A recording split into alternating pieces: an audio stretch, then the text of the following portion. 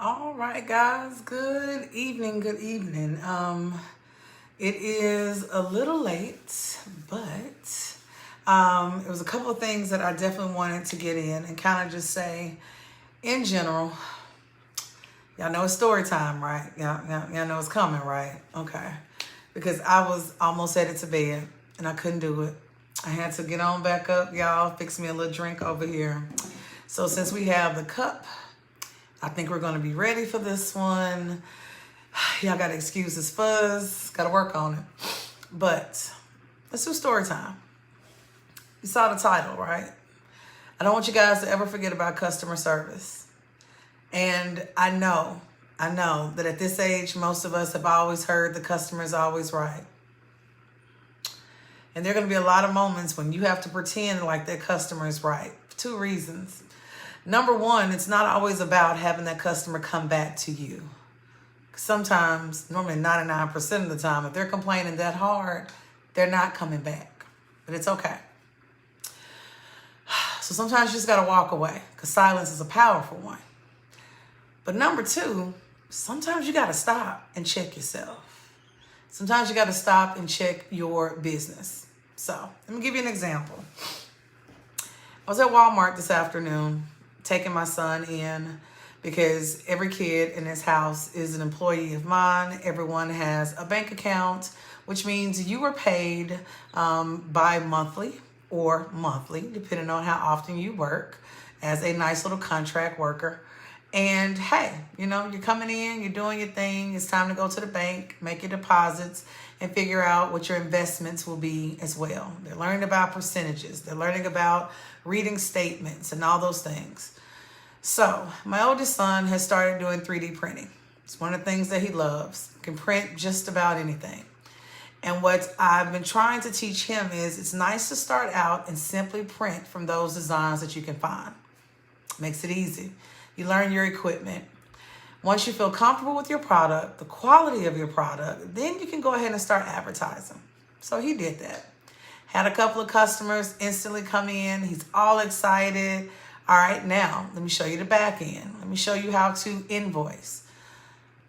Let me show you how to go ahead and print shipping labels. Let's talk about packaging. All the things on this same channel that we talk about all the time, right? So I'm waiting for him to print out the product so we can go ahead and follow through.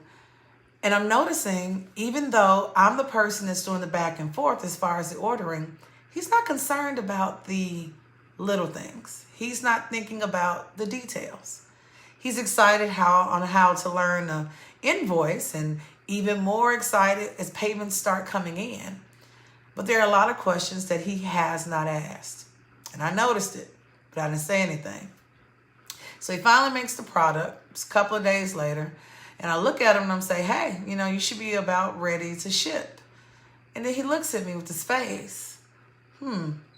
Mom, did you get the customer's shipping address? Your business, your product, you have to develop a system and you need to have follow through. After an order is placed, there's a simple area where you can go to on your website that sends an email that says, thank you for your order. I want to verify the following information that was provided with your payment. And it allows you to go in and see if the same address from which that payment has come is the exact address that you would like for us to ship to. Because sometimes the answer is no. Gifting season is a perfect moment for us to think like that. So you've made the product, you have their money, but you don't have their shipping address. Which means now you need to find a way to reach back out to your client. And for one of the clients, you didn't even have their email address. It was in the details. So I went back and showed him how to go through Messenger to find the original request. I went back and showed him what to put in, how to word it, because being professional is a skill. It's one that a lot of us need to work on. After I walked him through the steps, the second customer comes, the third customer comes, and I'm walking them. And slowly but surely, I'm bagging off because by this point, I want you to try to figure out what works best for you. Now, he's 13. In a way, he felt as though all of this information should have been provided up front. We all feel that way, right? If a client makes a request, we want them to be crystal clear. We want them to know every detail, every part of everything that they want from us so that we're able to provide them with the perfect product. The customer doesn't exist very often though. This is what I'm noticing with a lot of my fellow candle makers. For those that are new to candle making in particular, some of you are getting your first clients and customers, and these candles are actually going outside of your family. And notice that I don't count family, and honestly, I don't count friends as customers. I charge them. Don't get that messed up. But when I'm talking about a customer, honestly, I mean somebody that I 100% was referred to. Someone that I am not familiar with. Because that's when I start to really test my system. Some of your pickiest customers will be your family members. The ones who don't want to pay. The ones who have so much feedback will purchase the smallest product. Those. We don't need those. What I'm looking for is the interaction with the customer from beginning to end. There are a couple of you where even in your post in Facebook, you will show a candle burning and say, oh my God, it's starting to tunnel. What do I do? And let me give you the questions that everybody has to ask. And we should all be thinking of this. And these are questions that we should no longer have to type out because everyone in here is either getting into the candle game, has been at the candle game for a moment, or some of us are like running like the wind over here. Whenever you make a post and you're asking for help, number one, I appreciate you asking for help. Ask. Don't continue to waste money until you can get some type of direction. But tell us what type of wax you're using. Tell us what type of wick you're using. No one should ever have to message back, hey, what wick are you using? What wax are you using? How long has the candle been burning? That's basic information that allows others to give you better feedback. The more information you provide me up front, the better we're going to do. Now, that doesn't apply in every situation. I've seen some people who have beautiful labels. You have really stepped up the label game. But I've also seen a few of us that we're putting so much information on the front of that label, I can't tell if I am reading a novel or picking up a product. I can barely figure out where the company name is because you have an ingredients list on the front. You have given me ounces, pounds, grams. You are labeling to the max. Instead of asking what all has to go on the label, if you're going to throw that question out there, help me out. What state are you in? For some of us, what country are you in? We tend to forget that you have candle makers all over. And most of us are not realizing that every state is different. There are certain requirements that are only requirements in that particular region, area, or state. Think about that. Here's something else. You have made 100 candles. All 100 went out to clients. They have been excited. And then all of a sudden, you get that first complaint. You receive that first video, that first text message, and your candle is an inferno sitting on their dining room table. And they're just trying to figure out what's going on. I've seen several screenshots where the candle maker, their first response, this has never happened to me. So what did you do to the candle? Always be mindful of how you word your questions. It's not that we're not all asking the same thing, but a lot of people will power burn a candle 4, 6, 8, 10, 12 hours, and that candle still does not create an inferno in the jar. There are a lot of your clients that are going to burn their candle 4 hours all day. I have people that actually burn their candles throughout the night as they sleep. Don't recommend it, but people do. And guess what? Their jars aren't breaking either. The flame isn't 4 inches above the glass either. It's helpful when you can receive a video of your product. The first thing I'm going to do is say, hey, I'm not used to seeing this one. Thank you so much for the video. It provides quite a bit of feedback. May I ask you a couple of questions so I can figure out how we can best resolve this issue? Sounds like you cared. That's going to be the point. It's coming in to get the information. Every customer does not deserve a refund. This is not Walmart. We do not have these infinite gap pockets. If that candle has been burned beyond halfway, the answer is no. I cannot eat the cost of a new candle. I cannot ship you a new candle for free, because I guarantee you, if you start that policy that probably goes against the policy that's on your website, then there's going to be an issue. Before you respond to your customer, go back and reread your own policy. I know you wrote it. Okay, cool. Y'all write stuff all the time. But it may be 3, 4, 5 months before I ever get a complaint that requires me to go back to their refund policy. Once you've gone over it, we start talking about quality, shipping, customer expectations. It's ingrained in you. But you should also be going back periodically to edit that information beyond leaving it just as it is. As your business grows, the number of products you create will normally grow. There are very few of us currently that only pour candles, only pour wax melts, only pour wickless candles. Most of us are going to have an assortment because we want to meet the needs of several different people.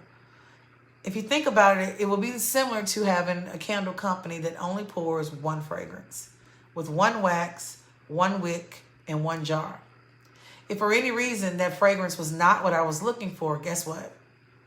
I'm not going to walk to your area. I'm not going to enter your establishment because I don't have a current need. As you add products, you should expect to receive feedback. Most of it, the majority of it, will be positive. But the other thing about feedback, most of us don't leave feedback unless it is something negative.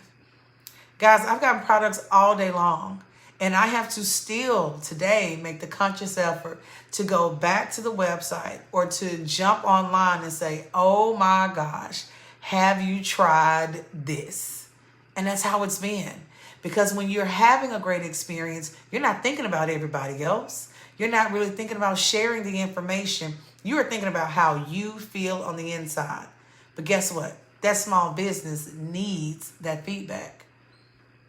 How do you deal with a client or a customer that is just belligerent? From the door, let me tell you something, this candle don't smell.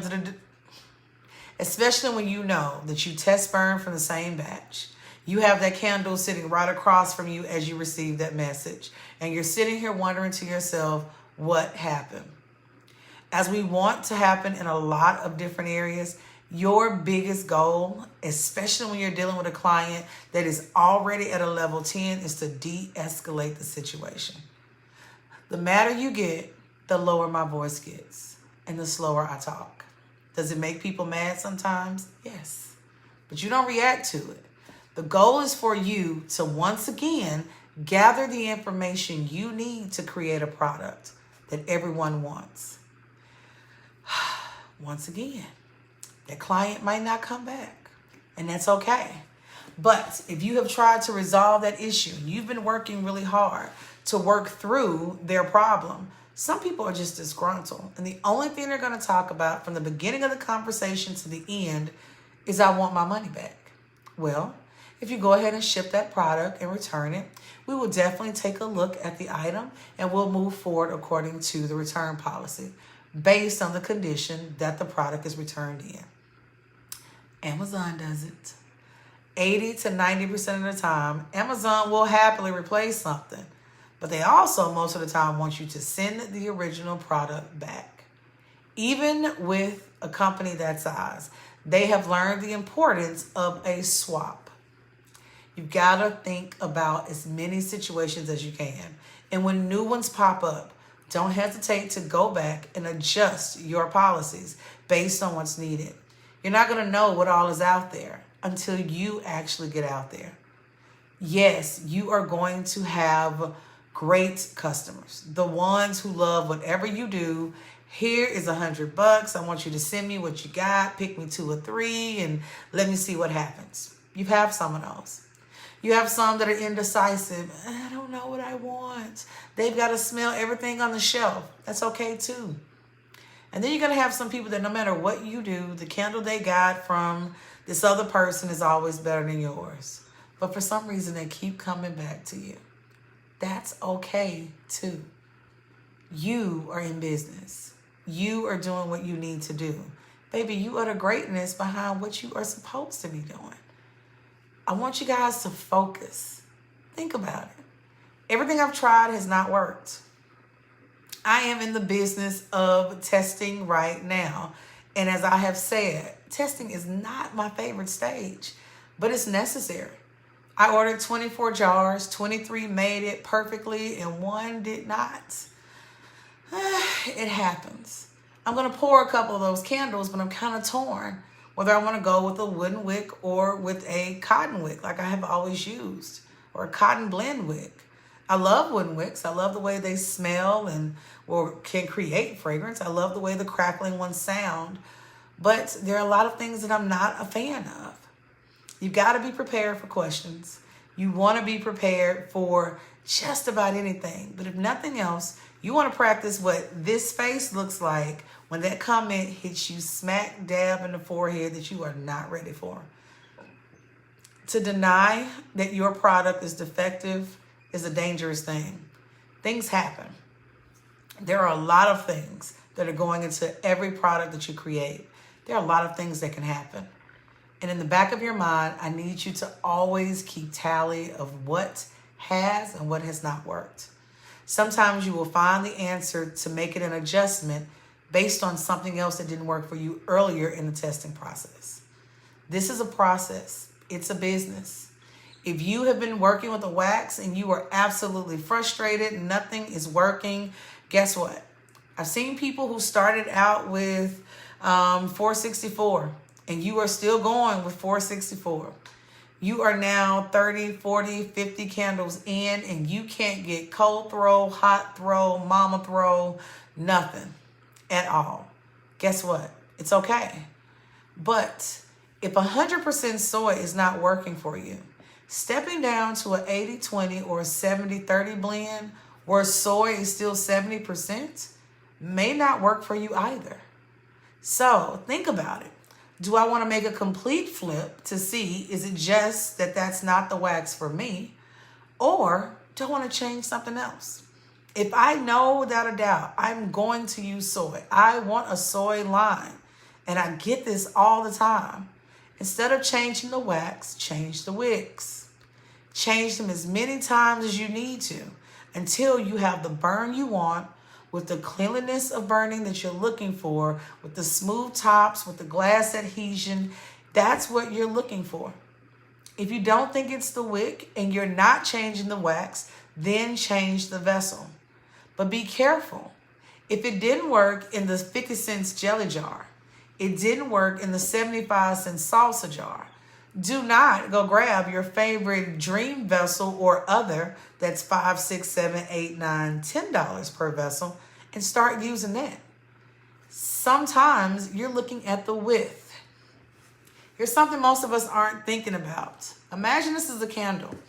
When we're talking about wick size, guys, you need to measure from one end to the other. Some of your jars are kind of like this cup.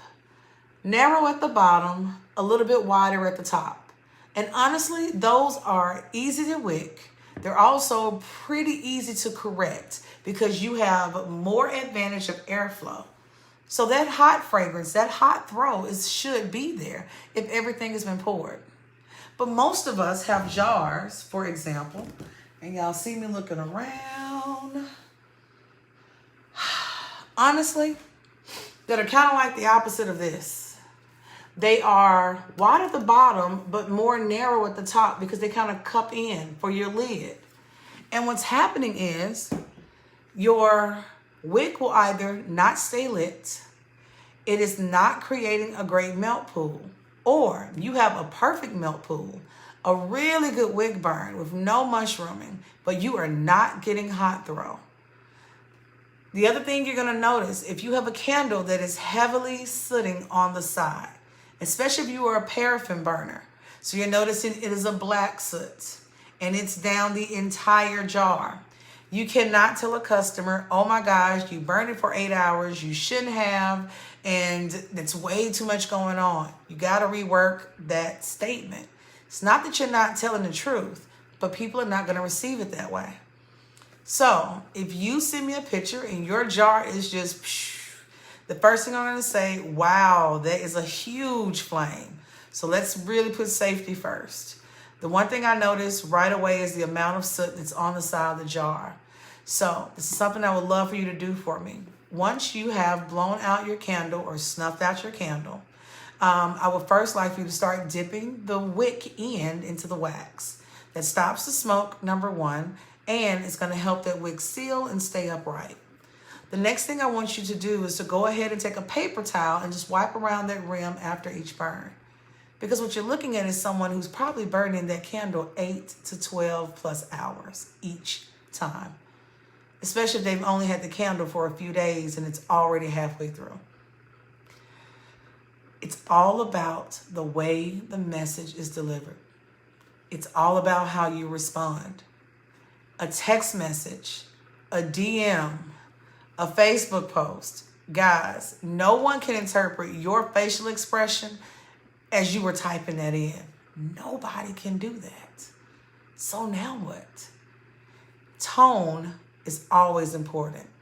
Capitalization, you've got to be very mindful of, because all caps, yes, is still screaming for us old people. Don't scream at me. You want to restate the problem. I don't have to repeat it word for word because I don't want to get too long. But I don't want to baby girl you in my email either, because that's when that head starts bobbing. And in that message, the person is reading it the exact same way. You represent your brand at all times. You represent your brand in how everyone else is perceiving you, your product, and your words. Your words are lasting. And don't ever underestimate the fact, the same way that you can screenshot and share that conversation, trust me, your customers will do the same. I want you guys to stay mindful. Make sure you stay up on it. As I told my son earlier, you got to have follow through. You want to have a system in place for that. If you create a checklist next to your computer, especially when you are preparing to do shipping, guys, shipping is still slow. So you want to make people aware. It's great for them to receive that automatic message, hey, your package is on the way, but I still want to follow up a day or so later, or on the day or date after my package should be delivered. Just want to check in with you, make sure everything was delivered properly. I hope by now you've had a chance to light your candle. And of course, your home should be nice and warm by the scents of BCJ Decor. I like to follow through a little bit. Now, for my fellow followers and candle people who have been ordering, guys, half of the time, I don't say anything to you guys. I wait for the feedback because you are a fellow candle maker. I am recognizing that name from the get-go. And guess what? I know for a fact some of those candles were not clean burners. Now, that hot throw was probably gangster.